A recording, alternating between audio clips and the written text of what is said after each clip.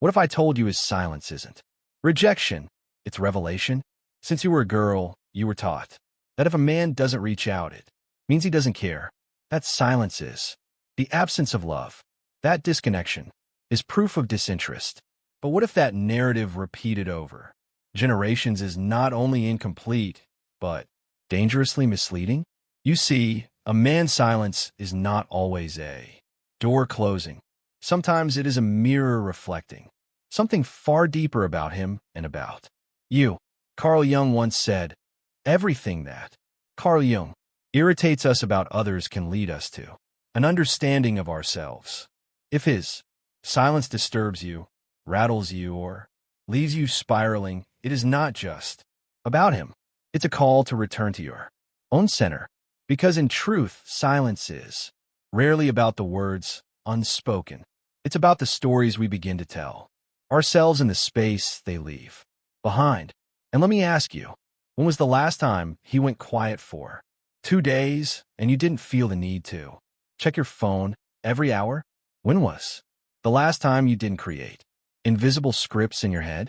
Is he tired of me? Did I say something wrong? Is he with someone else? If you're honest, those stories arise not from his actions, but from your own unhealed fear. The fear of being left, the fear of being unloved, the fear of being forgotten. That is why this video is not about decoding him. It's about reclaiming you. Stoicism, an ancient philosophy often misunderstood as emotional detachment, teaches us this: you are not to be controlled by the actions or inactions of another. Your power lies in how you respond to the world, not how it responds to you. And yet, how many of us forget this the moment he pulls away? Let's be honest. There are men, not always with cruel intent, who go silent just to see what you'll do, to test whether your center is rooted in you or in them. Emotional bargaining. And sometimes it works. You send the casual message, hey, how's your day? You check in softly, hoping not to seem too eager. You explain your silence. Apologize for your absence. When he's the one who vanished, you begin chasing ghosts just to feel grounded again. But here's the truth that few dare to say aloud. The moment you do that, you show him that your peace is dependent on his presence, that his attention defines your worth. And that's not love. That's emotional bargaining. I've seen it far too often. Brilliant, powerful women who run businesses, raise children, carry the weight of generations, and yet crumble when one man doesn't reply. Not because they are weak, but because they were taught to measure their worth in male validation. Carl Jung would call this a projection of thema, the inner feminine that longs to merge, to connect, to be seen. But when that longing is not conscious, it turns into anxiety, overthinking, self-abandonment. And so here is your first lesson. His silence does not mean you are unworthy. It may mean he is focused on his own path. It may mean he lacks emotional, your only task, maturity. Or yes, it may mean he is disinterested. But none of those meanings are your burden to carry. Your only task is this: remain centered. Because here's what happens when you don't collapse under the weight of his absence. When you remain still, radiant, and undisturbed, he comes back. And when he does, he finds a woman who wasn't waiting, a woman who didn't orbit her life around a man's attention, a woman who continued to rise even in the quiet. That woman, that version of you, is unforgettable. If you're still reading, that means something deep inside you is awakening. The woman who no longer wants to beg for clarity. The woman who no longer fears the pause between his messages. The woman who chooses to interpret silence not as abandonment, but as an invitation to come home to herself. Before we move deeper, I want you to ask yourself this. The next time he goes silent, will I go silent with him, or will I speak louder with my presence? Let that be your question. And if this message is already stirring something inside you, take a moment to like and share it with a woman who may need to hear it too. Because this journey, this He will not protect that map. Awakening is always stronger when we walk it together. There's something quietly tragic happening in the hearts of so many women. She builds empires. She mothers children. She conquers chaos. And yet, a single unanswered message from a man can unravel her. Not because she's weak, but because she was never taught how to hold herself in uncertainty. She was taught to fill the silence, not to sit inside it. But here's what no one tells you. Every time you reach out to soothe your own anxiety, you hand him a map to your vulnerability. And if he is not a man of emotional depth, he will not protect that map. He will use it. Have you ever noticed what happens when he goes silent and you send that small message, almost pretending it's nothing, just checking in? You know, deep down it's not casual. It's a signal flare, a soft plea remind me I matter. But the moment he sees that, your sense of peace, your emotional regulation, yourself depends on his response. He knows. And sometimes, not maliciously, but instinctively, he pulls away further because your fear of you lose yourself. Abandonment becomes louder than your essence. That is how women lose themselves. And it's not because you're clingy. It's because no one ever taught you how to be deeply, completely anchored in you. Women are conditioned to be the emotional caretakers, to maintain connection at all costs. But true connection cannot exist if it is always you reaching across the distance. Here's something Carl Jung understood deeply. Relationships are not only about who we are, but about who we become in the presence of another. So ask yourself, who do you become when he stops reaching out? The insecure girl who needs reassurance, or the woman who quietly leans into her own soul, letting the silence become sacred ground for transformation?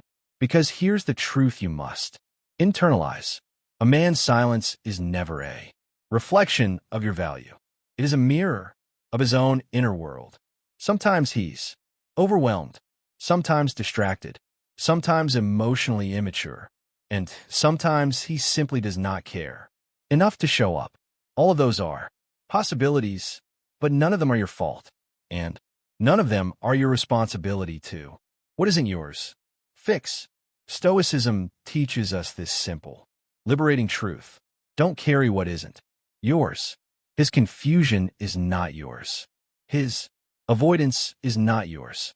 His inability to communicate is not yours. What is yours? Your response, your peace, your life. And in that pause, in that silence he leaves behind, there is a door, a quiet, holy invitation to come back to yourself. When was the last time you woke up excited about your day? Not because he texted, not because he remembered you, but because you remembered yourself. When was the last time you poured your attention into your own dreams with the same devotion you give to checking your phone for his name? That is the shift. That is the return. That is the power. The woman who does not react to his silence with desperation, but with presence, that woman becomes magnetic. Not because she's playing games, but because she's rooted in her own fullness. Because her joy doesn't shrink when he disappears. Because her energy is not for sale to the highest bidder of attention. And when he comes back, and he doesn't find a woman pacing, waiting, doubting. He finds a woman living, creating, thriving. He finds a woman whose emotional ecosystem isn't dependent on his weather. And here's the truth that silence changes everything, quietly changes everything. Men are drawn to this kind of woman, not because she withholds, not because she manipulates, but because she holds herself. She has become a center, no longer orbiting someone else's gravity. So next time he goes quiet, don't reach out in fear. Reach in. Ask yourself, not why hasn't he messaged me, but what part of me is still looking outside for validation I must give myself? Because the way you respond to silence reveals everything. It reveals where your peace lies. It reveals whether your power is self-generated or borrowed. You don't need to prove you're not needy. You need to become so deeply nourished from within that silence doesn't starve you. You need to build a life that doesn't pause when someone else presses mute. Let his silence become your space to bloom. Sometimes his silence is not about you at all. It's about the weight he carries quietly. It's about his mind being at war with itself. A man who cannot articulate his emotional world often slips into absence, not to punish you, but to preserve himself, to hide the parts he does not know how to show. But here's the crucial truth. Just because someone is silent, it doesn't mean you must fill the space. We live in a culture that confuses connection with constant contact, that teaches women that if he doesn't reach out, it means you are unworthy, unchosen, unloved. But what if his silence is simply a moment where you're meant to hear your own voice again? This is where true emotional maturity begins. When you no longer chase clarity from someone who cannot offer it. When you stop trying to decode his silence and start honoring your own inner dialogue instead. Stoic wisdom doesn't teach us to become indifferent. It teaches us to become independent, not from love, but from emotional chaos. This is not about shutting your heart down. It's about no longer allowing someone's inconsistency to shake your foundation. It's about realizing that emotional detachment is not the absence of care. It is the presence of self-respect. And here's something many women never hear clearly enough. Just because you understand him doesn't mean you have to stay. Empathy does not require endurance. Understanding his childhood wounds, his masculine confusion, or his stress-induced withdrawal may give you compassion, empathy, but compassion without boundaries becomes martyrdom, and you weren't born to be a martyr for love. You get to decide what you need. You get to decide whether his silence is a behavior you can accept or a pattern that slowly erodes your emotional safety, because you can understand why he goes quiet and still know in your bones that it's not enough. Jung said that loneliness does not come from being alone, but from being unable to communicate the things that seem important. And many women in these relationships are not alone in body. They're alone in heart, constantly questioning themselves, constantly waiting for someone to speak what they can't even name. But there's another path. Instead of obsessing over why he's silent, use the moment to return to your own emotional truth. 2. Revisit the projects you've left untouched, the passions you've neglected, the version of you that existed before him, the one who danced freely, laughed loudly, and fell whole in her solitude. You see, the world has taught women to shrink in the presence of male absence. But your feminine power does not wither in silence. It grows there. And when you stop using his attention as your compass, you begin to move in the direction of your soul. This is the sacred space where your rebirth begins. Because every time you withhold the urge to chase, you return to yourself. Every time you refuse to explain your worth, you remember who you are. Every time you breathe through the anxiety instead of reacting to it, you build a new emotional muscle. And when he returns, and again he likely will, he will find a woman he no longer recognizes. Not because you become colder, but because you become clearer. You're not the woman who waits anymore. You're the woman who chooses. A woman whose energy is no longer scattered by uncertainty. A woman whose center is rooted in something deeper than someone else's presence. A woman who no longer panics when someone withdraws, because she knows how to stay close to herself. That kind of woman cannot be replaced because she no longer needs to be chosen. She chooses herself every single time. So when his silence echoes, let it echo into your own life. Let it call forth the part of you that forgot her own brilliance. Let it remind you that you are not here to shrink. You are here to expand. Because the woman who learns how to bloom in solitude becomes unstoppable in love. There comes a moment, a quiet, turning point where you no longer ask, "Why isn't he calling?" Instead, you ask, "Why am I waiting?" This is the moment of initiation. Moment of initiation. Because the woman who has done the inner work no longer sees his absence as something to decode. She sees it as data, as clarity, as an emotional compass pointing back to her own center. You weren't born to orbit someone else's emotional availability. You weren't meant to beg the universe for breadcrumbs of affection while your own soul starves. You were meant to be full on your own. When a man disappears without explanation, it feels like a form of emotional erasure. But it is also a revelation. He is showing you his level of communication, his emotional maturity, and his respect for your time and presence. And in that exposure, you are given a choice, not a test of worth, a test of awareness. You can either try to win back his attention or you can win back yourself. You see, love doesn't require chasing. It doesn't demand that you send another message, soften your boundaries, or water yourself down. If it's real, it meets you. If it's sacred, it respects your presence. If it's meant, it shows.